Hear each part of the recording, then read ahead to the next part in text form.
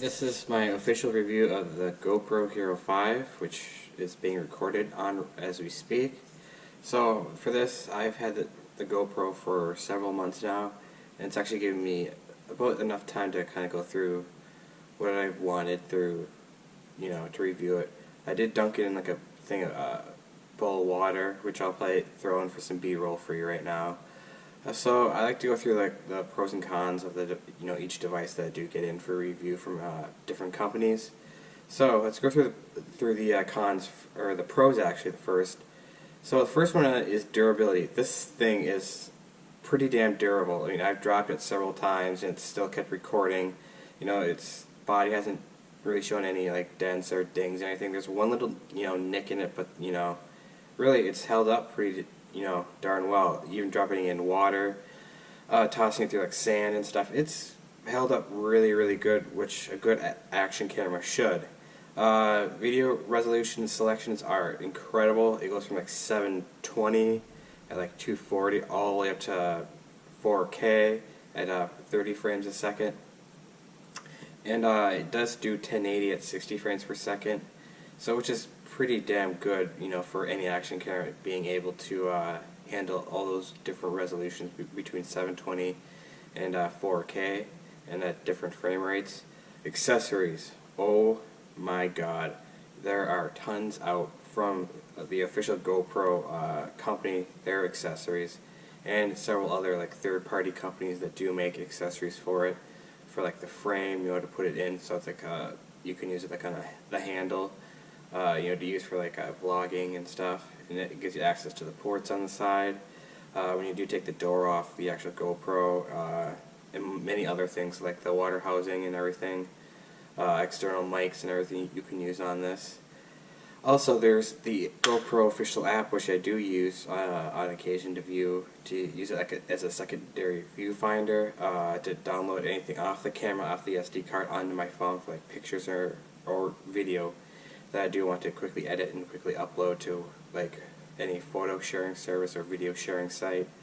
And also the ports on here, there is a USB-C, which is the first GoPro to actually use USB-C, which is really nice to kind of have a new standard on a newer camera.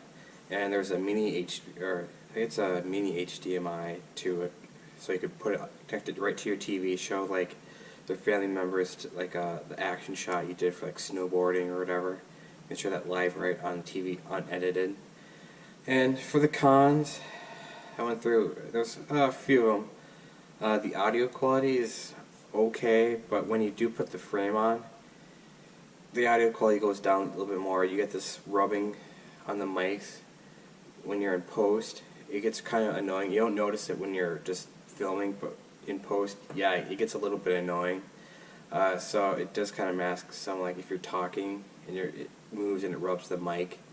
I think GoPro can really address this issue by kind of looking back at the previous frame and what they did to, prevent the rubbing on the mics. I know that the old one had like decent like gap around all the mics, and it's some protection, like a rubber grommet, so it wouldn't slide around on those mics that are all around the on the GoPro. They could really improve that and make that accessory that much better, and maybe change up the the material on the frame. Maybe that'll help combat against the actual noise, the rubbing noise that you get on the mics. Another thing is the low light performance isn't the best, which you have seen when I'm recording in my car early in the morning.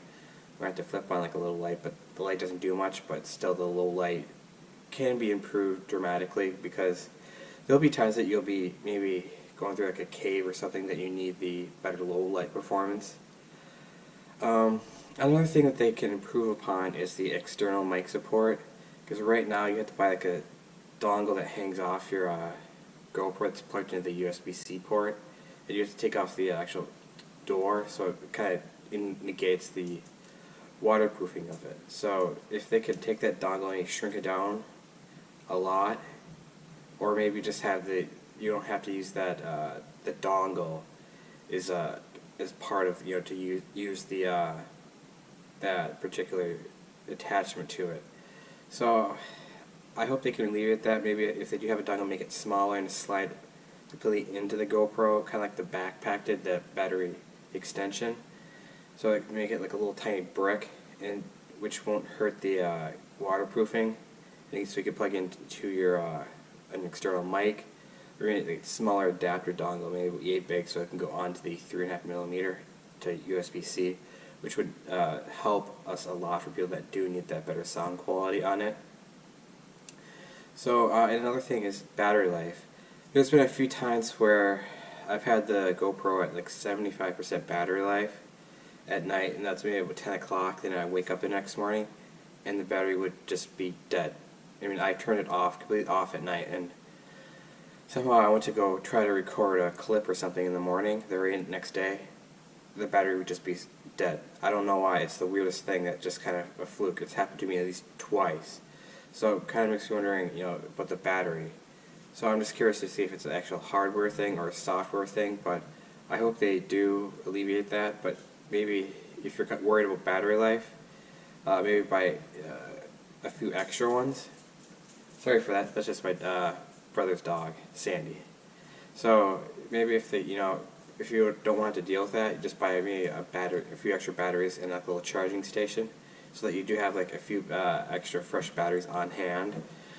So to wrap up this review, for the overall rating for this, I do have to recommend the GoPro Hero5 as a great action camera, and also it's a decent vlogging camera if you're just quick on the go and don't want to have to like hunk around like a Canon 80D.